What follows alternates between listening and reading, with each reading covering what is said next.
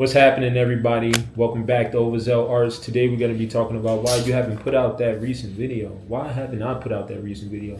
It's been a really long time, which is crazy. I got to get back to the consistency. I've always had consistency problems. Let's get into it. We're on the same boat here, though. So I'm talking to you. I'm talking to me. You get in the comments. You talking to me back. Let's start the video.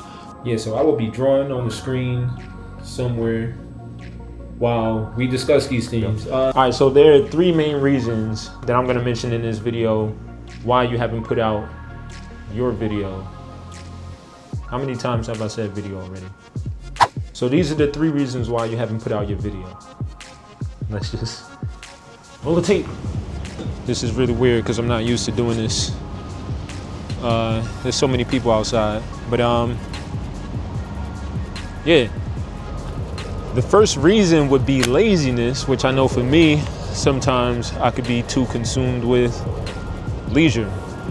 You know, after coming home from work, you're like, I just need to unwind, and then you unwind for hours.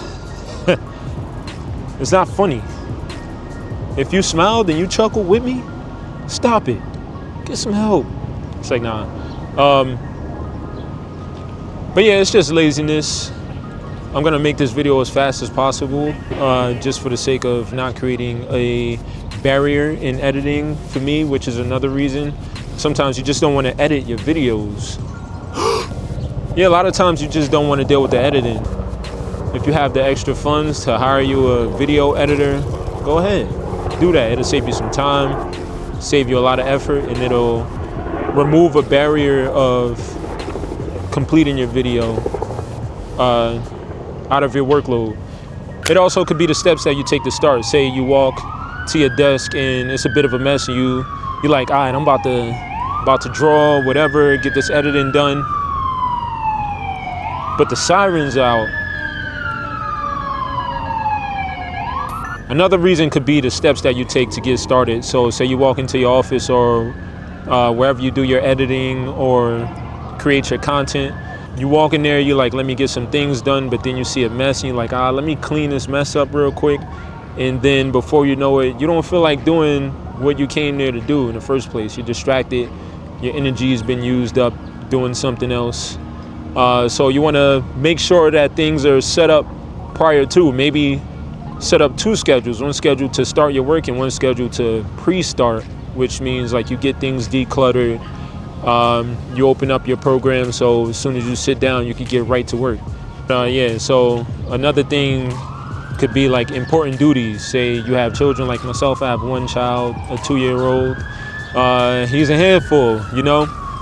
And I really don't want to like go into the office and have to close the door and he wants to come play and everything.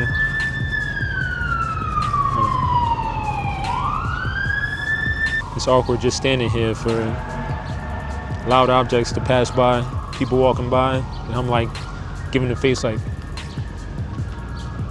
But all right, yeah, so the last thing could be important duties and obligations. So say you have a child or children, like I have a 2-year-old, he's a handful, he wants to play all the time, especially when I want to get some work done. So that could be a thing. You could probably set up a schedule with your spouse and block out some time, like, hey, during these 2 hours or so, this is when I'm gonna lock in for the content creation, and then after that, I'm all yours. Yeah, just different things like that. And I'm gonna start walking before I am late to work. It comes down basically to scheduling, you know? Schedule efficiently and cut out distractions. When you can focus on that one thing, you can get a lot done. I don't know what else to say, so I'm going.